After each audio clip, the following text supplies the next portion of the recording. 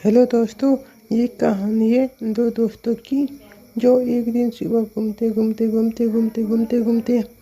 एक दूसरे प्रदेश में जा रहे थे कमाने के लिए। दोनों दोस्त धीरे धीरे जाते जाते, अभी दिन का समय था, बहुत ही आराम से जा रहे थे, बहुत ही मौज मस्ती के साथ धीरे धीरे आगे बढ़ रहे थे। फिर धीरे हो जाते हैं, फिर धीरे धीरे रात हो जाती है। फिर वो रात के समय भी धीरे धीरे चलते जाते हैं। फिर धीरे जाते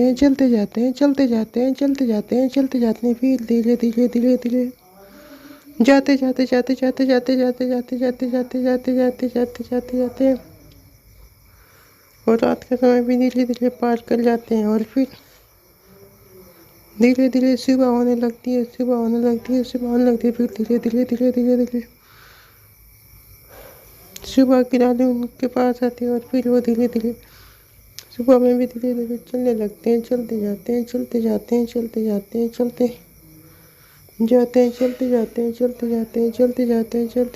फिर रात हो जाती है। रात में होते होते क्या होता है कि फिर एक अचानक एक चुड़ैल आ जाती है। फिर चुड़ैल दोनों पर इतना ज़्यादा गुस्सा होती है कि और इनको खाने के लिए झपटती है।